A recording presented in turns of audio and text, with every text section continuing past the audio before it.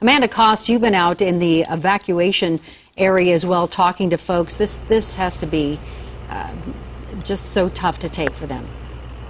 It is, Ann, and in the middle of all this uncertainty, you can smell the smoke, you can see the glow. There's a lot of questions for these residents, but there's still a lot of a sense of community, and some of this is happening right now. I want to share with you guys, we have an entire van full of donations for people tonight. I'm joined right now by Lisa Santos, and I know that your husband right now, he's a police officer working the perimeter, and you were telling me that you just got a phone call from a fellow officer's wife. Tell me about that phone call. I did.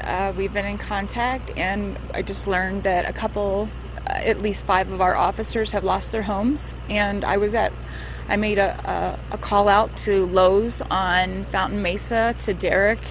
I said, I'm on my way. He said, we're going to pack your car. What do you need? I got there. He and his associate Lindsay, whose husband just left to come out and fight fires, I said we needed masks, we needed fans. They sent sprinklers for the kids. They sent batteries, commercial fans for here.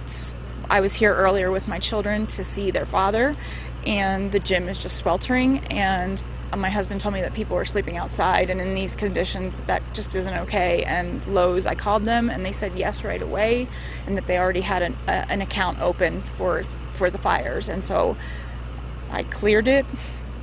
They stacked my van, and as you can see, it's packed to the roof with ceiling fans, standing fans, masks for everyone outside volunteering, and even I asked for my kids. They wanted my husband to have a light on his head for the perimeter, so here I am, and here he is.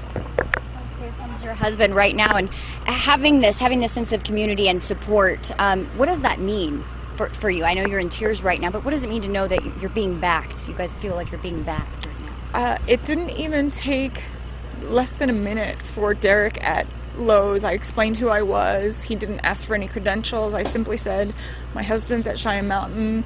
I'm his wife. We were just there. They are in desperate need of the gym is sweltering, and you have people sleeping outside, and with threat of bears, mountain lions. There's elderly, there's children here, like our children's age. There's animals here that are scared, and when we left, my children were crying because Daddy is going to stay here for they don't know how long. So. And as she's speaking right now, she's talking about this uncertainty of people not knowing how long they're going to have to stay here. And Mike, it's refreshing to see this entire van filled with, fans, masks people need, flashlights, all the items that this evacuation center was actually really needing tonight. So thank you so much for taking the time to talk to us. Thank you for what you're doing and for what your husband was doing as well tonight. We'll continue to keep you in our thoughts. And Mike, we are still here at this evacuation center. The parking lot behind me is filling up steadily. It's one of 4 evacuation centers set up here in the Springs, also in Monument as well, and Divide. So across the board, these evacuation centers are telling me, Red Cross says, as of right now, they all have room for plenty of evacuees, and we know that there are 32,000 out of their homes tonight. Reporting live, Amanda Kost, 7 News. Nice to see people stepping up, companies stepping up as well to try to help out as best they can. Thanks, Amanda.